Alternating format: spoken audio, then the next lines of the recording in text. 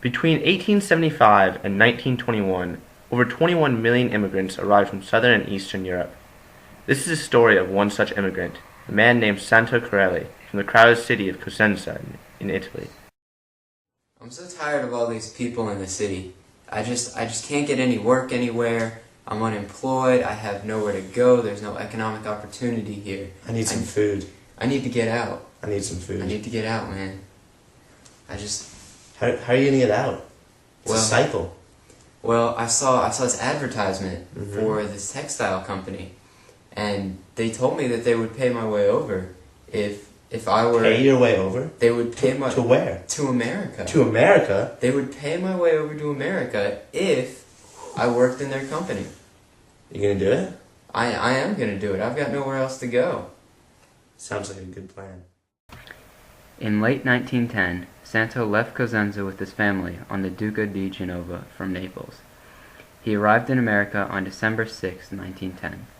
Luckily for him, immigration wasn't heavily regulated from southern and eastern Europe until 1917, when Congress overrode President Wilson's veto to exclude all illiterate immigrants, an idea first presented by Henry Cabot Lodge in 1891.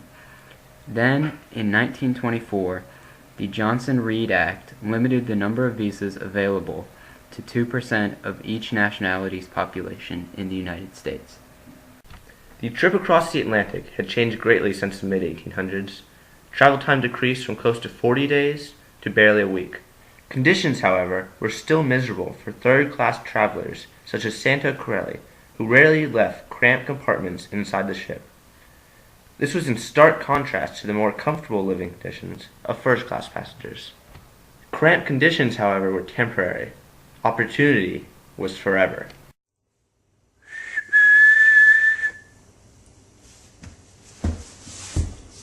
America! Opened in 1892, Ellis Island admitted 12 million immigrants.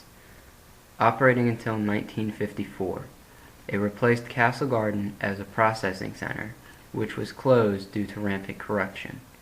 Ellis Island rejected only 2% of incoming immigrants, usually because of medical problems, but the threat of possible deportation earned it the nickname the Island of Tears. For Santo, it was easy. Stop. What is your name? Santo Corelli. What is your quest? To seek opportunity in America. And what is your favorite color? Blue. Come on, dude. Good job. Have fun. Others were not as lucky. Stop. What's your name? Michelangelo, What's your quest? trying to get me some political freedom. And what is your favorite color? Red. Alright, now blue. No, that. Next. After landing in New York, immigrants found themselves jobless, homeless, and unable to speak English. Hiring agents, known as padrones, would help immigrants settle in and find a job, but would often take a large percentage of their wages as a fee. For those like Santo, who came over with a particular company, a representative would meet them at the docks. Santo, welcome to America. Welcome to America. Come to my textile company. Thank you. You ready? Thank you, sir. Let's go. Let's go. In 1890, a reporter named Jacob Riis published a book entitled How the Other Half Lives, where he described the poor living conditions of the tenement housing, which was often where the immigrants would end up. He described one of the houses he saw as one room, 12 feet by 12 feet, with 5 families living in it, comprising 20 persons of both sexes and all ages, with only 2 beds, without partitions, screen, chair, or table. Oh no, I have no tables, chairs, partitions, or screens. What am I gonna do? Ah!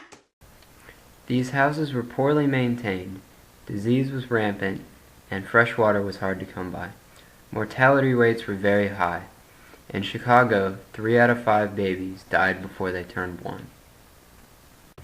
Nativist groups were formed in the 1800s as a reaction to the increased immigration. The Know Nothing Party was formed in the 1840s as a nativist political party. They reached the height of their power in 1856 with the nomination of Millard Fillmore for president. His poor showing, however, led to the demise of the party.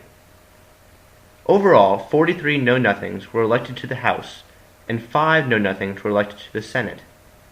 The Know Nothing Party demanded the exclusion of immigrants and Catholics from public office, and a naturalization period of not 5 years, but 21 years. Mr. Fillmore, what is your opinion about immigration? I hate Catholics.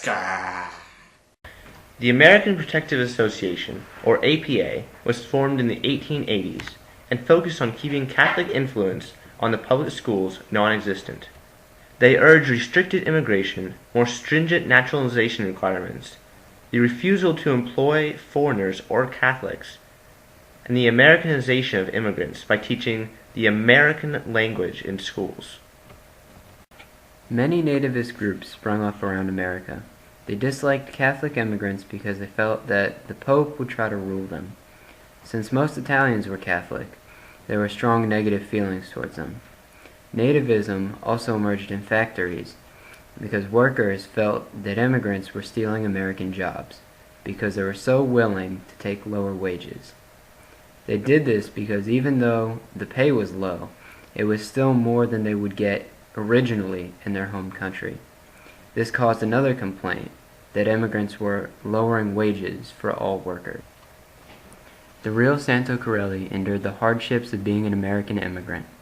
He used his furniture-making skills to start a display company with his sons called Tonell Display Company. He showed that even with the negative reactions, immigrants could succeed in America.